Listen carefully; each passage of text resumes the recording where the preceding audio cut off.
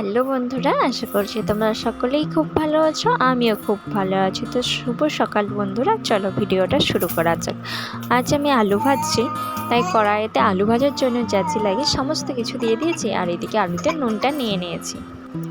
এইভাবে আলু ভাজতে আমার খুব ভালো লাগে আর খেতেও খুব ভালো হয়, তাই না বন্ধুরা?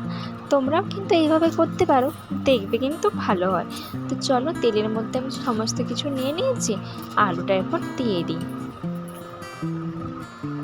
তোমরা আমার সঙ্গে থেকো, আলুটা আমি ভেজে নেই।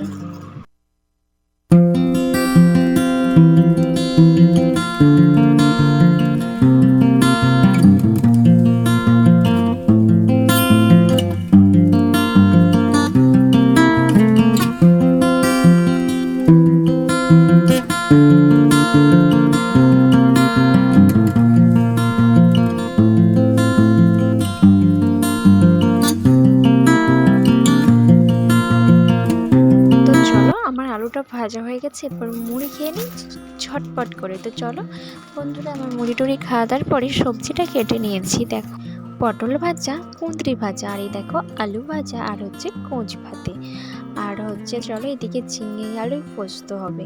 আর এদিকে দেখো আমি চাল নিয়ে নিয়েছি, এই দেখো। তো চলো শাকগুলো ঝটপট কেটে নিই, তারপরে আবার আসছি। এদিকে সজনে শাক, আর এটা হচ্ছে কলমি শাক। তো চলো শাকগুলো কেটে নিই। তো দেখো, এদিকে আমি আলুটা ভাজছি, আর এগুলো নুন হলুদ মাখিয়ে রেখেছি। তো চলো ঝটপট আমি ভাজাভুজি করে নিই, তারপরে আবার আসছি।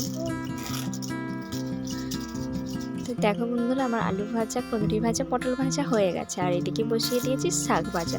তো চলো আমি রেডি হয়েছি কিছু শর্ট করব বলে। তোমাদের আজ তো রাখি পূর্ণিমা, তোমরা সকলেই জানো।